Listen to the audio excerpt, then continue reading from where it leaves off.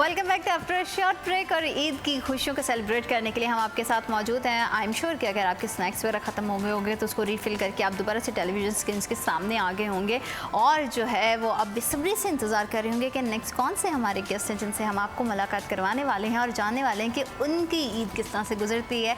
आप लोगों की ईद भी खासी अच्छी गुजरी होगी, क्योंकि मुझे तो बड़ा मज़ा आ रहा है और मेरी ईद आप सब के साथ, हमारे प्यारे प्यारे और ख़ास गेस्ट के साथ जो है बड़ी ही अच्छी गुजर रही है।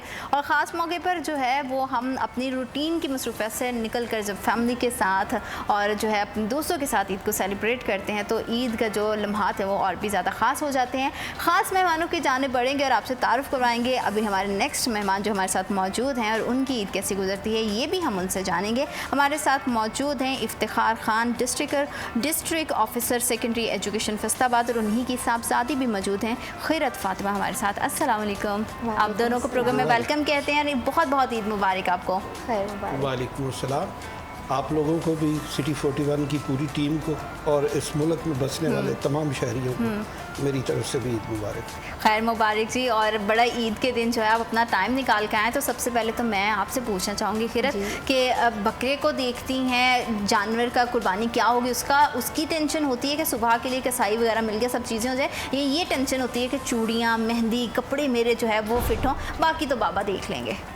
नहीं, मैं तो नहीं देखती जानवर को कुर्बानी के वक्त, मुझे थोड़ा डर लगता है उससे। हाँ। तो मेरा तो यही होता है कि मेरे कपड़े अच्छे हो और मेरी चूड़ियाँ वगैरह पूरी हैं कि नहीं। हाँ, तो वो खुद से सिलेक्ट करती हैं या मामा मदद करती हैं कपड़े वगैरह सेलेक्ट करने में? मेरी तो मामा ही मदद करती है, मुझसे डिसीजन मेकिंग नहीं होती। हाँ, तो ऑप्शंस रखती हैं उनके सामने कि मामा ये लूँ या ये लूँ, क्या करूँ? ऑफ कोर्स ऑप्शंस होते हैं। ऑप्शंस होते हैं। और आज माशाल्लाह बहुत प्यारी लग रही हैं। और ईद के दिन की जो शुरुआत होती है बड़ी ईद की, वो तो होती है कि कसाई घर पर आ गए, तो गोश्त वगैरह हो गया था, वो डिस्ट्रीब्यूट करवा के साथ में आई हैं या फिर वो अभी काम काज जाके देखेंगे? नहीं, वो मैं डिस्ट्रीब्यूशन मेरी तरफ से नहीं होती, वो भाई और वगैरह करते हैं। हाँ, नहीं वो दोस्तों के घरों में तो होता है ना कि किनके घर भिजवाना है, या बाबा को कहते हैं ना बाबा मेरी फ़लाँ सहेली है, उसकी तरफ तो ज़रूर जाएगा। ये होता है, अभी जाके देखेंगे। मैं अभी क्योंकि तैयार वगैरह हो रही थी इधर आने के लिए, हाँ। तो मैंने इन मामलात की तरफ गौर नहीं किया इतना। हाँ बिल्कुल ठीक है। और सर आप बताइए आपकी ईद का आगाज़ किस तरह से होता है, किस तरह से ईद मनाते हैं, दिन का आगाज़ कैसे करते हैं? देखिए जी, रूटीन हमारी इसी तरह से होती है। सुबह जागते हैं, नमाज होती है, नमाज के बाद वापस आते हैं और कब्रिस्तान जाना होता है क्योंकि वाले साहब फौत हो चुके होते हैं। कब्रिस्तान हम दो अपना टाइमों पे, बाज़-औक़ात तो फजर की नमाज के बाद ही चले जाते हैं और बाज़-औक़ात हम ईद पढ़ने के बाद जाते हैं। बहरहाल जाना कंपल्सरी होता है। ये डिसाइड करो अपना मुख्तलिफ अपना औक़ात में ये टाइम डिफरेंट हो सकते हैं। हाँ। कि फजर के बाद जाते हैं या नमाज के बाद। बिल्कुल ठीक है। और खैरत तो आपकी सुबह उठते ही क्या रूटीन होती है?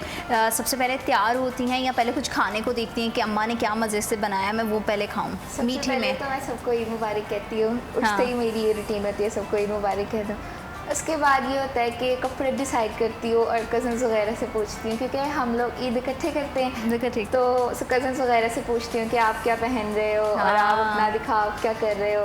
तो मैं उनका सवाल देख के और फिर मैं अपनी रूटीन के ऊपर और अपनी चीज़ें स्टार्ट करती हूँ। मीठे में कुछ पसंद है? मीठे में कुछ मामा बहुत ख़ास बनाती हो या घर की कोई ख़ास डिश ऐसी और रवायत जो बननी पसंद है मामा की? खीर खाती हूँ। तो ईद पे बनती है खीर या कुछ और डिश खास है जो बनती है? ईद पे खीर बनती है, ज़्यादा सेवइयाँ बनती हैं, क्योंकि जब ईद पढ़ के आते हैं उसके बाद मीठा खाते हैं ना, तो उसके ऊपर खीर होती है, सेवइयाँ आती है। बिल्कुल सर। वैसे तो छोटी ईद पर ईद ही दी जाती है, लेकिन आजकल के बच्चे जो हैं वो थोड़ा सा एक्सपेक्ट कर रहे होते हैं कि बड़ी ईद पे भी उनकी जेब को गर्म किया जाए। तो खैरत कोई फरमाइश करती है कि मुझे बड़ी ईद का भी क्या तोहफ़ा चाहिए या ईदी की सूरत में क्या चाहिए? नॉर्मली ईद पे अपना हमने तो अपने वालिदैन से यही अपना सुना हुआ है, देखा भी है कि बड़ी ईद पे गोश्त होता है। हाँ। तो इसी पे हम भी कोशिश करते हैं कि बच्चे बहल जाए, लेकिन ऐसा होता नहीं है। हाँ। ईद बहरहाल देनी पड़ती है। ये डिपेंड करता है बच्चे की एज के ऊपर। बड़े बच्चों को ज़्यादा पैसे देने पड़ते हैं, छोटों को और कम से अपना गुजारा हो जाता है। मुझे याद है जब ये छोटे थे तो मैं इनसे ये कहता था कि नया नोट लेना है हाँ। या पुराना, तो पुराने वाले ज़्यादा दूंगा, नए वाले थोड़े दूंगा। तो ये बैल जाते थे कि नए वाले जो है ना वही बेहतर है। हाँ, और नए और वाले एक और चाहिए। चीज़ भी होती थी, हमें क्योंकि नहीं पता होता था कि कौन से पैसे ज़्यादा है कौन से, हम लोग इस चीज़ से ना डिसाइड करते थे कि नोट कौन से ज़्यादा है। हाँ। तो पापा हमसे कहते थे कि आप मसलन मुझे 1000 रुपया दो तो मैं आपको 200 वाले नए नोट दे दूंगा। तो हमें लगता था कि ये तो हमारा ज़्यादा हो रही है। हालांकि अब पता चला कि वो हमारे साथ ये तो धोखा हो गया। और फिर जैसे बाबा कह रहे हैं कि कुछ ना कुछ बच्चे ले लेते हैं, तो बड़ी ईद पर फिर क्या लेती हैं? आपको गिफ्ट लेती हैं फरमाइश करके या पैसे वगैरह से कहती हैं अच्छा बस वो मिल जाए मैं खुद ही कुछ खरीद लूँगी? नहीं, मैं तो खुद ही खरीदना पसंद करती हूँ क्योंकि मुझे शौक है पेंटिंग वगैरह का, तो मैंने उसी की चीज़ें लेनी होती है अपनी ईदी से। तो मैं फिर इसीलिए खुद ही डिसाइड करती हूँ कि मैंने क्या लेना है। तो ईदी मुझे अच्छी लगती है, गिफ्ट्स वगैरह नहीं। हाँ, मतलब ईदी के साथ जो भी दिल चाहा वो ले लिया। और इसी तरह से सर, आपको बचपन की अपनी ईद याद है कि आप किस तरह से करते थे, सेलिब्रेट करते थे? और अब्बा आपकी क्या आपको बड़ी ईद पर देते होते थे पैसे वगैरह? देखिए जी, हमारा दौर जो था वो तो इस तरह से नहीं था कि ऐसे ईदी दी जाए। हमारे यहाँ तो उस वक़्त यही था कि खाने में अच्छा मिल जाए, पहनने को अच्छा मिल जाए, तो ये बड़ी अच्छी ईद है। लेकिन जैसे जैसे वक्त गुजरा, हम चूँकि देहात में रहने वाले थे, तो जैसे जैसे वक्त गुजरा है तो अब ये ट्रेंड आ रहा है कि जी बच्चों को ईद देनी है। हाँ, वरना हम तो यही सुनते थे कि गोश्त खा लिया तो ये सफिशेंट है, लेकिन अब ईद देनी पड़ती है। मैं एक चीज़ यहाँ पे ऐड कर दूँ कि मैं इस लिहाज से खुशकिस्मत हूँ कि मेरे बच्चे जो हैं वो ईदी को ऐसे नहीं उड़ाते, बल्कि ये अपनी पॉकेट को सेव करते हैं, पॉकेट मनी को बचाते हैं, और फिर अपनी जो एजुकेशन के हवाले से इनकी एक्स्ट्रा जो हैं रिक्वायरमेंट्स कह लें, या इनकी अपनी जो नीड्स हैं या इनकी जो पसंद की चीज़ें हैं, जैसे बेटी बता रही है कि जी वो पेंटिंग कर पसंद करती है, तो उस पॉकेट मनी से फिर ये अपनी पेंटिंग की चीज़ें जो है वो परचेज़ करती है। और दूसरा, बाहर इनके जो अपना कज़न्स हैं बाहर बैठे हुए जो, उनसे भी अगर कोई डिमांड हो तो वो इसी तरह से होती है जो मुझे सप्लीमेंट करती है इनकी एजुकेशन के लिहाज से। तो मैं ब्लेस्ड हूँ इस हवाले से। और किरत आपके जैसे आपने भी बताया कि पेंटिंग का शौक है, तो किस तरह की पेंटिंग करती हैं, क्या चीज़ पेंट करती हैं? और ईद के लिहाज से कुछ कभी ऐसे सोचा अच्छा फलां इवेंट आ रहा है तो मैं कोई अच्छी सी पेंटिंग स्टार्ट करूं, और इस ईद पे कुछ किया पेंट? कैलीग्राफी कर लेती हूँ थोड़ी बहुत। That's really great. और फिर काफ़ी जो लैंडस्केप्स होते हैं वो भी ड्रॉ कर लेती हूँ और पेंट वगैरह कर लेती हूँ। तो बाकी स्केचिंग वगैरह मतलब डिफरेंट, मैंने अभी तो डिफरेंट मीडियम से ट्राई करती हूँ, हर चीज़ ट्राई करती हूँ कि फिर बाद में डिसाइड करूँगी कि कौन सी मुझे ज़्यादा अच्छी लगती है। तो हाँ बिल्कुल। और ईद जो है वो बच्चों के लिए बहुत ज़्यादा एक्साइटिंग होती है, और उनकी जो है डिफरेंट तरह की अम्माओं से भी फरमाइश होती है। तो खाने किसकी फरमाइश के घर में बनते हैं हम ये जानेंगे, लेकिन छोटी सी ब्रेक के बाद। Welcome back to after short break. Eid है और ईद की बहुत ज़्यादा सेलिब्रेशन। और मुझे याद है कि जब भी हमारी बचपन की ईद होती थी तो छोटी ईद पे तो हम सबको जो है वो नए नए नोटों की लालच होती थी कि अब जो है अब्बा नए नोट देंगे, और फिर हम लोगों ने एक छोटा सा गल्ला रखा होता था उसमें पैसे डाल देते थे। लेकिन जैसे ही बड़ी ईद आती थी तो तमाम लोग कसाई के पीछे भाग रहे होते थे कि कसाई टाइम पर जो है वो घर पर आ जाए, कुर्बानी जो है वो हो जाए। फिर तब ये शौक़ होता था कि अब्बा के साथ या भाई के साथ जाके जो है वो गोश्त डिस्ट्रीब्यूट करेंगे। उसमें ये होता था कि आप किसी रिलेटिव की तरफ जाते हो ना तो वो छोटे बच्चों को फिर ईदी के तौर पे कुछ पैसे दे देते हैं, फिर हम वो लाते थे, ला के स्पेशली अपने गले में डालते थे। तो बड़े मज़ेदार सी एक्टिविटी होती थी। खैरत कभी ऐसा होता है कि पैसे लेती हो तो गले में डाले, गला वगैरह कभी रखा है? गल्ला नहीं, मैं पैसे लेती हूँ ना तो मैं अपनी मामा को दे देती हूँ हमेशा। हाँ। तो फिर उसके बाद उनसे मामा को कि ये नहीं आता, मामा अपने पास रख लेती है, मामा वापस कर देती हैं। हाँ। तो हम लोग फिर अगर उसको अगर पेंट्स की मुझे ज़रूरत है किसी चीज़ की तो वो मैं ले लेती हूँ, वरना फिर मैं उनको सेव कर लेती हूँ। बिल्कुल ठीक है। और सेव करके फिर कोई ना कहीं अपनी इंटरेस्ट के मुताबिक पेंटिंग पे या कुछ इस तरह से, या कोई भी मुझे जो चीज़ चाहिए, वैसे तो मैं जो चीज़ मुझे चाहिए होती है मामा पापा वगैरह से कह देती हूँ तो वो मुझे ले देते हैं। हाँ। लेकिन वैसे ही कभी दिल कर आता है ना कि अपने पैसों से कुछ लेना है तो फिर उनसे कुछ ले लेते हैं। बिल्कुल ठीक है। इफ्तिखार साहब, कोई ऐसी घर की रवायत, कोई ऐसी चीज़ जो ट्रेंड शुरू से चलता आ रहा है, अब तक भी भाभी ने भी बरकरार रखा हो और आप चाहते हैं कि वो आगे भी इसी तरह से आपकी जनरेशन में जाए? खाने के हवाले से आप बात कर रही थी, तो हमारी एक ट्रेडिशन चल रही है कि अगर सर्दियों में ईद आए तो गन्ने के रस की खीर लाजमी बनती है। अच्छा। और वो 3-4 घंटे लग जाते हैं उसको पकाने में। पहले वो सफाई होती है सारी, सफाई के बाद फिर उसमें चावल डाल के अपना वो एक लंबा टाइम लेती है ना, प्रोसेस होता है। और फिर रात को सर्दियों में वो ठंडी हो जाती है। सुबह खाने का उसका अपना ही मज़ा है, बंदा यक ठंडा हो जाता है और शिवरिंग शुरू हो जाती है। हाँ, बिल्कुल ठीक है। तो अगर सर्दियाँ ना हो तो फिर जैसे बेटी बता रही है वो खीर बनती है दूध वाली, ये रात को बना के रख लेते हैं। और आजकल चूँकि सहल पसंदी आ गई है तो साथ भी साथ फैमिली चूँकि हमारी थोड़ी सी बड़ी भी है, हम चारों भाई और बहनें इकट्ठी होती हैं सारी, अपना फैमिली तकरीबन ये कोई 50+ अफराद हो जाते हैं। ओह माशाल्लाह, मतलब घर पे ऐसा लगता है मेले का समा सा हो गया ना, ईद है और मेले का समय। तो फिर सहल पसंदी के लिए वो सवैयों वाला जो बनी बनाई सवैयाँ, उसमें दूध डाल के वगैरह डाल के, तो वो भी साथ में चाहिए। और ये जो गन्ने के रस की आप कह रहे हैं खीर है, ये आपकी वालदा के टाइम से चलती आ रही है? ये वालदा के टाइम, वालदा रिसेंटली इसी साल अपना फौत हुई है, अल्लाह उनको गरीब की रहमत करे।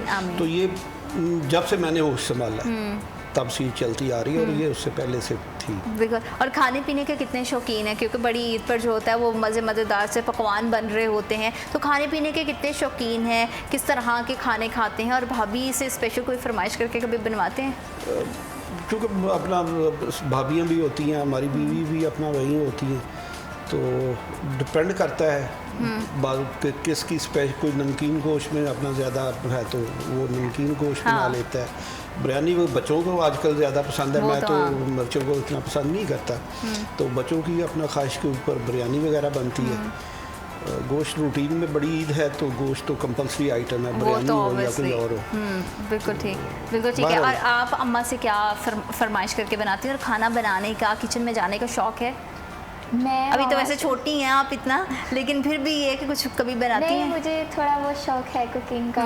मैं थोड़ा बहुत ऑमलेट वगैरह बना लेती होती हूँ, तो अच्छा सा, तो वो मैं ऑमलेट है कि मैं बहुत अच्छा बना लेती हूँ। ऑमलेट बना लेती हैं। और कभी पापा के लिए चाय इस तरह की चीज़ बनाती हैं? चाय भी बना लेती हूँ पापा के लिए, और बाकी सारों के लिए भी बना लेती हूँ। मामा वगैरह को ना मेरी चाय ज़्यादा अच्छी लगती है या पता नहीं, अब मैं सोचती हूँ कि शायद मुझसे बनवाने के लिए अच्छी लगती है, वाकई में अच्छी लगती है, ये मुझे नहीं पता, लेकिन वो तो यही कहते हैं कि तुम्हारी चाय अच्छी ये वैसे मुझे भी आज तक समझ में नहीं आया, क्योंकि मेरी इस तरह की मसरूफियत होती है तो खाना वाना तो मेरे से बनता नहीं है। तो चाय जब भी मैं घर होती हूँ तो मेरे बाबा, मेरी मामा सब मेरे हाथ के पीछे, तो ये चीज़ मुझे भी समझ में नहीं आई है कि वो मेरे से काम करवाने के लिए पीछे है, एक्चुअली वो बहुत अच्छी बनती है। तो वो सेम चीज़ जो है वो किरत के साथ है। और ईद के दिन मामा से क्या फरमाइश कर बना? ईद के दिन तो बिरयानी बहुत अच्छी लगती है। हाँ, तो वही कहती है कि बिरयानी बनाए।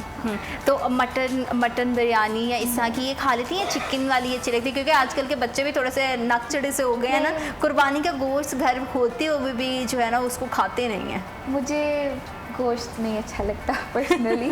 मैं बिरयानी वगैरह भी होता है उसमें मैं चिकन वगैरह नहीं खाती। मतलब मैं सिर्फ चावल राइस खाऊंगी, और अगर कढ़ाई वगैरह है तो उसमें भी चिकन नहीं खाती। मुझे मतलब अच्छा आप कहें कि आप ये कहें कि मैं बिरयानी का मसाला और राइस खाती हूँ। हाँ। बिरयानी मुझे इसलिए पसंद है क्योंकि उसका सारा फ्लेवर उसमें आ जाता है, तो वो अच्छा लगता है। बिल्कुल ठीक है सर। बहन भाइयों के साथ जैसे आपने बताया कि माशाल्लाह सारे बहन भाई इकट्ठे होते हैं, तो छोटे होते बचपन में उनके साथ जब ईद मनाते थे तो कैसी ईद गुजरती थी? शरारती कौन था? शरारती थे आप?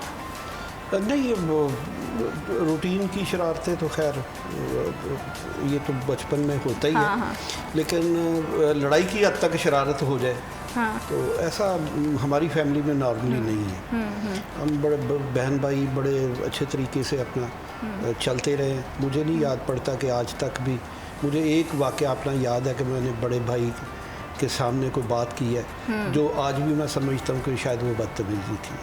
बिल्कुल ठीक। हमारे वालिदैन ने बड़ा प्यार दिया और हमें बोलना भी सिखाया है, बड़ों के साथ कैसे ट्रीट करना है, और अल्हम्दुलिल्लाह हमारा बड़ा अच्छा निज़ाम चल रहा है। क्योंकि ऐसा होता है ना कि बहन भाई आपस में लड़ भी रहे होते हैं, फिर एक जगह पे बैठते थे, नोक झोंक सारा दिन चलती रहती है। अम्मा जो है वो कहती रहती है अच्छा बाबा रात में आएंगे तो मैं शिकायत लगाऊंगी। खैर ऐसे होता है कि बहन भाइयों के साथ नोक झोंक चलती रहे और कोई ना कोई शरारती हो? मैं शरारती नहीं हूँ, मेरा भाई शरारती है। वो मुझे तंग करते हैं तो फिर लड़ाई हो जाती है कभी कभार, लेकिन हाँ फिर यही है कि मामा ही छुड़वाती है कि बस कर दो, बहुत लड़ाई होगी। कभी ऐसा तो नहीं हुआ कि मामा ने आके कहा हो कि मैं दोनों को लगाऊंगी या भाई को लगा दी और आपको जो है वो कहा कि अब नहीं बाज आई तो अब मारूंगी? कभी मार पड़ती है अम्मा से? नहीं, मुझे किसी से भी मार नहीं पड़ी अभी तक। भाई को पड़ी है एक दो दफ़ा। भाई को पड़ी है, मुझे नहीं पड़ी। बिल्कुल। और जब ईदी का मतलब ईद वगैरह गुजारती हैं तो कज़न्स वगैरह सब आते हैं, तो यूजुअली किस तरह से टाइम स्पेंड करते हैं, किस तरह की गेम्स वगैरह खेलते हैं, या फिर किस तरह की मतलब गेट टुगेदर रहती है? हम लोगों की गेट टुगेदर दादी अम्मा के घर होती है और सारे हमारे कज़न्स वगैरह फुप्पो और तायाबू चाचू वगैरह उधर ही आते हैं सारे।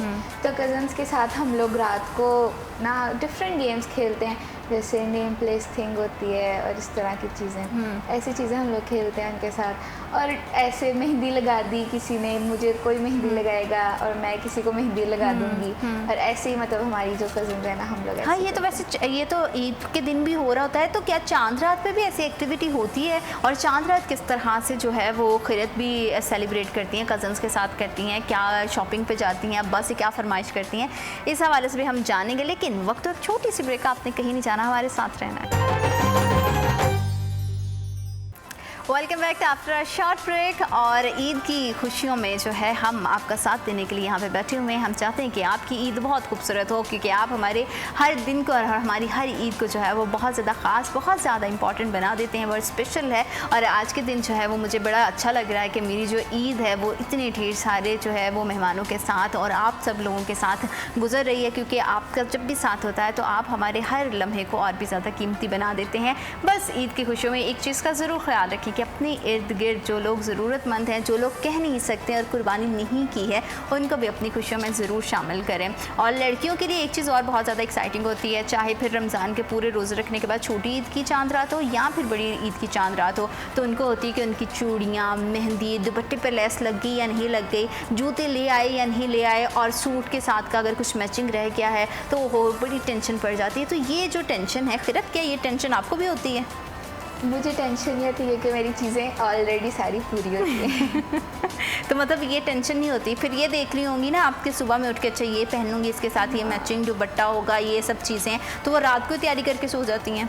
नहीं, रात को तो नहीं तैयारी करके सोते, रात को तो हम लोग खेल रहे होते हैं और सारे इस तरह, तो रात को तैयारी कुछ भी नहीं होती। सुबह उठ के सारा कुछ डिसाइड हो रहा था कि आज कौन सा सूट पहनना है और साथ क्या ज्वेलरी क्या होगी, और सारा बाद में डिसाइड होता है। सुबह मामा बताती हैं कुछ कि क्या पहनना चाहिए तुम्हें, कुछ मेरी आप ही है उनका मशवरा होता है कि फिर ये अच्छा कर लगेगा तुम ये पहनो, तो यही होता है उनके मशवरे से। बिल्कुल ठीक है सर। हमारी लड़कियों की ईद तो इस तरह से गुजर जाती है अम्माओं के साथ और अपनी चीज़ें पूरी करने में।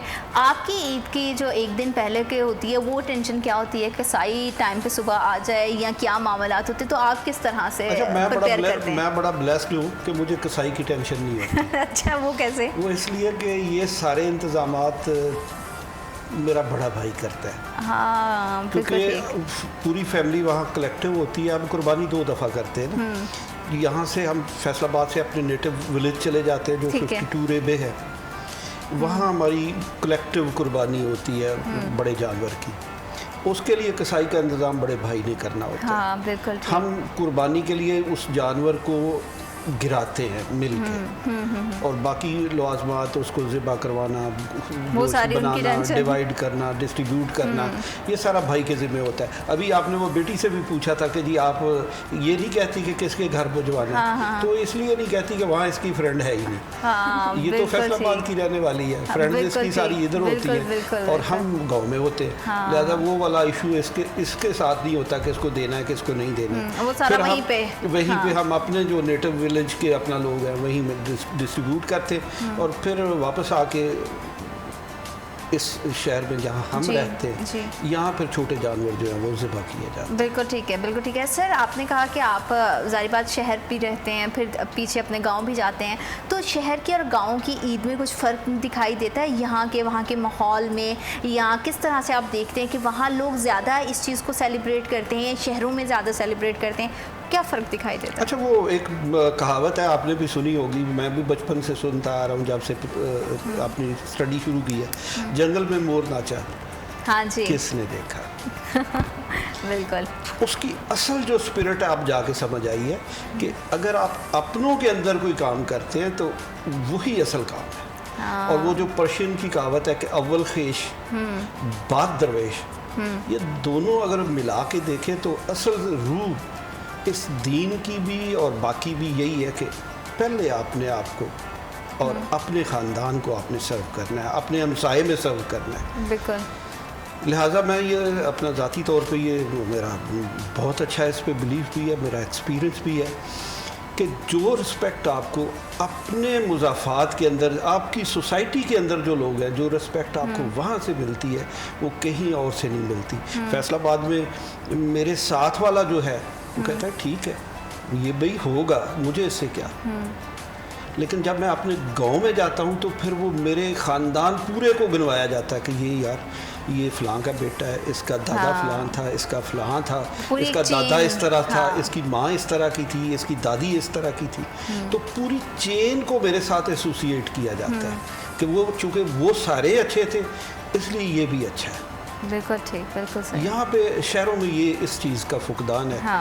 हमें अगर हम इस्लाम की असल रूह पे चले जाएं तो ये शहरों के अंदर भी हमें ले आना चाहिए। कम से कम अपने बहुत आगे वाले हमसाए नहीं तो एक दो हमसाए इधर, एक दो हमसाए इधर, कोई एक आध आगे, थोड़ा सा पता होना चाहिए। बिल्कुल बिल्कुल। और वैसे भी कहते हैं कि हमसाए का हक आप पर जो है वो बहुत होता है, तो उनके घरों में क्या है, आजकल तो ज़िंदगी इतनी मसरूफ़ हो गई कि हमें पता ही नहीं होता कि नेबर में हो क्या रहा है, तो ये बड़ा ज़रूरी है कि जाने। दूसरा, मैं यहाँ पे भी और अदरवाइज़ भी मैं बहुत ज़्यादा खर्च करने वाला नहीं हूँ। अच्छा।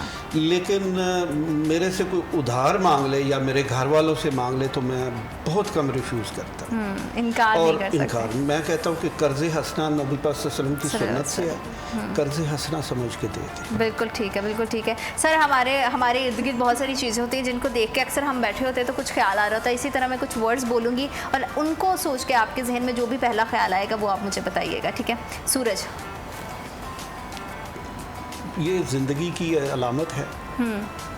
ज़िंदगी को इससे ही अपना सारा सिलसिला अपना चलता है। पहाड़ अल्लाह ताला की रब्बानियत को ज़ाहिर करते हैं, बहुत बड़े हैं। परिंदे इस कायनात का हुस्न है। और हुस्न आपके लिए क्या है?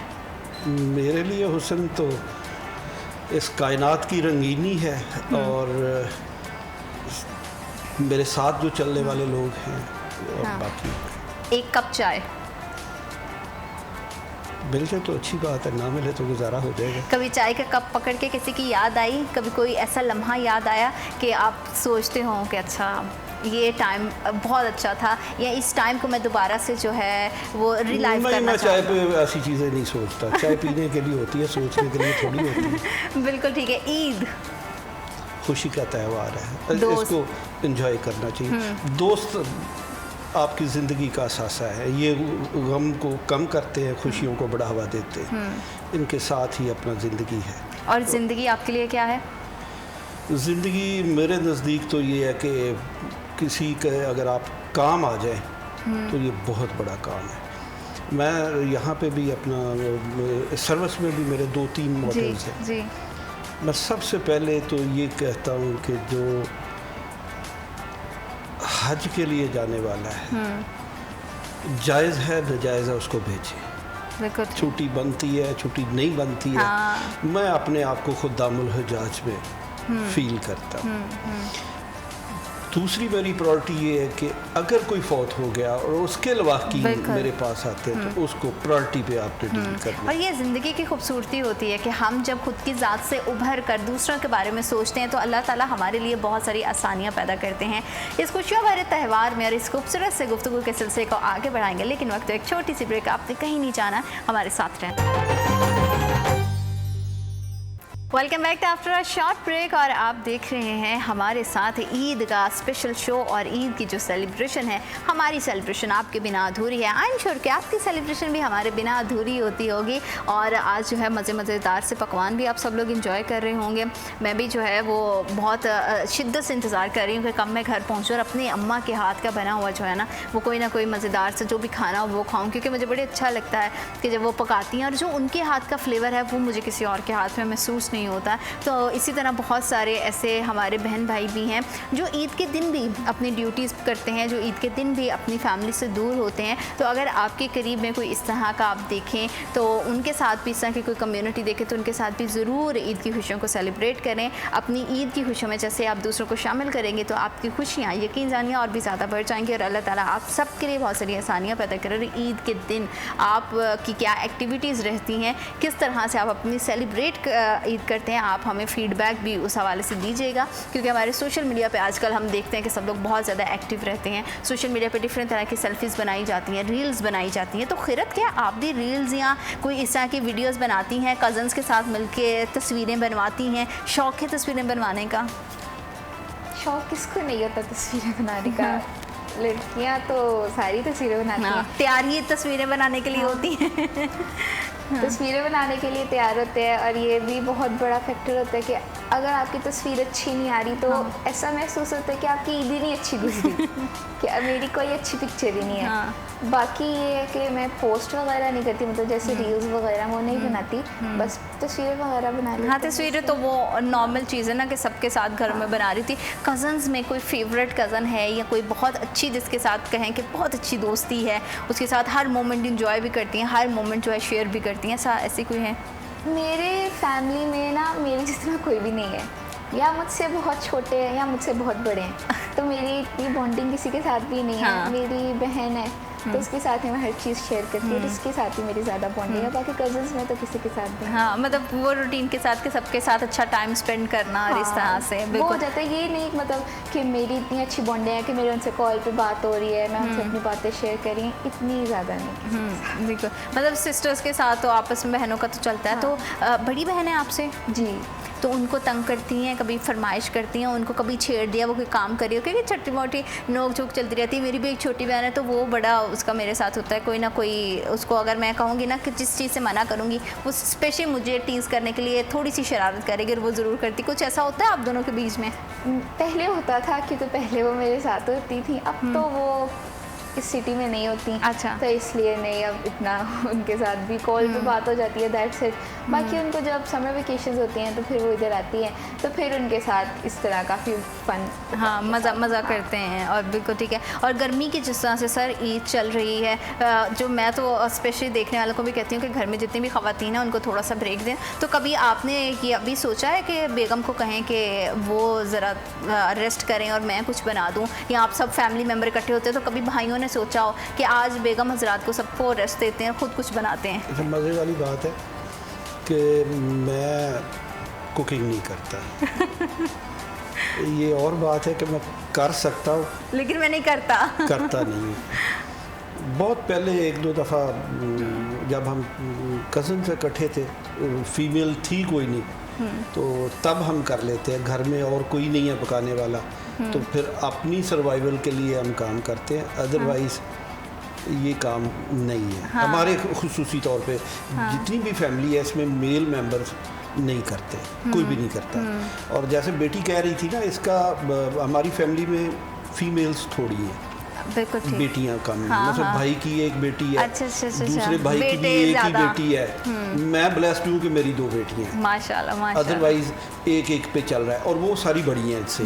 अब कुछ की तो शादियां भी हुई हैं, तो इस लिहाज से ये सबसे छोटी है। मेरी भी ये सबसे छोटी है, अदरवाइज भी छोटी है। फैमिली में भी सबसे छोटी है, फैमिली में भी तकरीबन ये सबसे छोटी है। तो उस लिहाज से इसकी वो जो बॉन्डिंग वाली बात कर रही है वो शायद थोड़ी सी एक्सेप्टेबल है। बाकी क्योंकि फीमेल हमारे यहाँ ज़्यादा है, अब हमारी यानी जो भतीजे हैं उनकी भी आगे आ गई हैं, और वो उनकी भी आगे आ गई हैं। तो ये 8-5-7 अफराद होते हैं जो अच्छी कुकिंग कर सकते हैं, तो वही करते हैं। तो अपने सर्वाइवल के लिए जो आप कुकिंग करते थे उसमें क्या अच्छा बनाते हैं, या उसमें क्या अभी भी ये, और ये कितना टाइम पहले की बात होगी? मैं आपको बता दूं कि जी मैं पाए बहुत अच्छे खुद बना लेता हूँ, सफाई कर लेता हूँ, कुकिंग कर लेता हूँ। मैं बहुत अच्छा अपना गोश्त पका लेता हूँ अपने लेवल पे। और ये जो सब्ज़ी वगैरह पकानी है ये तो रूटीन की बात है, लेकिन कभी किया नहीं। जब मौजूद हो तो फिर ठीक है। मेरे साथ साथ खिरत भी बहुत गौर से सुन रही है कि अब्बा करती। खिरत, आपको पहले पता था कि पापा बनाते हैं? मैंने कभी सुना ही नहीं कि पापा बना लेते कुछ। मुझे तो वाकई में आज पता चल रहा है कि पापा को भी कुकिंग आती है। तो इसके बाद कहीं ऐसा तो नहीं होगा घर जाके फरमाइश होगी कि पापा आप बात कर रहे थे शो में बैठ के, तो अब थोड़ा सा कुछ बना के? फरमाइश तो होगी ऑफ कोर्स, जब पता चल गया तो तब तो फरमाइश भी जरूरी है। तो क्या सर फरमाइश पूरी करेंगे फिर आप? नहीं, जिसका काम है उसी को करना चाहिए। लेकिन ये होता है ना कि ज़रा एक अच्छी हेल्दी एक्टिविटी हो जाती है, बड़ा बच्चों के लिए बड़ा सुनने में होता है। अगर मेरे भी अब्बा समटाइम कहते हैं ना कि अच्छा मैं ये पका देता, तो हम लोग यूँ ही देख रहे होते हैं, हालांकि उन्होंने कभी आज तक ना बनाया है, ना हमारी अम्मा ने बनाने दिया है, क्योंकि वो हमारे घरों में रूटीन इस तरह से होती है कि खुद ही ख़वातीन काम कर रही होती हैं और ख़ुद ही जो है वो सारा मामला इस तरह से चलते हैं। तो रोटी तो बेलने पे बन जाती है, हाँ। वो हाथ पे तो ज़ाहिर बनती नहीं। बिल्कुल ठीक है। तो दोस्तों के साथ महफिल जमती है, दोस्त आते हैं घर में, इनवाइट करते हैं, किस तरह से दोस्तों के साथ कैसा आपका सिलसिला रहता है? एक्चुअली जो मेरा एक्चुअल गांव है वहाँ पे तो हम ईद पढ़ने के बाद जो बुज़ुर्ग हैं उनको इनवाइट करते हैं।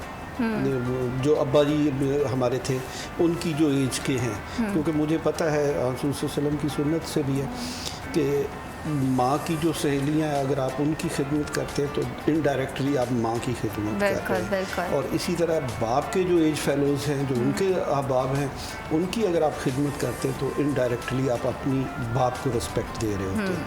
अब चूँकि पहले तो मेरा बाप नहीं था, हम मेल मेंबर्स को इनवाइट करते थे। अब इस साल हम माँ भी नहीं होगी ना, तो हमारी प्रायोरिटी यही होती है कि जब हम खाने के लिए बैठे तो हम बड़े बुज़ुर्ग जो हमारी फैमिली के नहीं हैं, हमारी यानी हम पठान हैं, तो हमारी कोशिश होती है वहाँ गुजर बरादरी है, तो उनके लोगों को इनवाइट करें जो बड़े हैं, हमारे बाप की एज के, जो हमारे यहाँ उन्होंने तो आना ही आना है, तो फिर उनको इनवाइट करके हम अपना बिठाते हैं, अपने साथ खाना शाना खिलवाते हैं। और उस इवेंट को मैं ज़ाती तौर पे एंजॉय करता हूँ कि ये मेरे बाप की जगह पे है।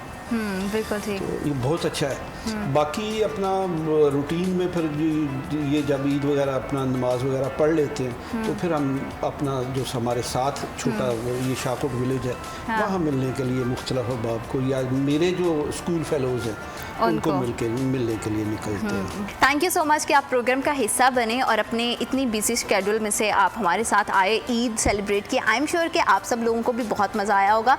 मुझे तो बहुत ज़्यादा मज़ा आ रहा है। और ईद की जो सेलिब्रेशन है उसमें चार चांद लगाने के लिए हमारे दूसरे एंकर्स जो हैं वो भी किसी ना किसी गेस्ट के साथ मौजूद हैं। तो हनान बुखारी की तरफ बढ़ते हैं और जानते हैं कि वो किसके साथ अपनी ईद को सेलिब्रेट कर रहे हैं और उनकी ईद सेलिब्रेशन किस तरह से चल रही है। Over to you Hanan.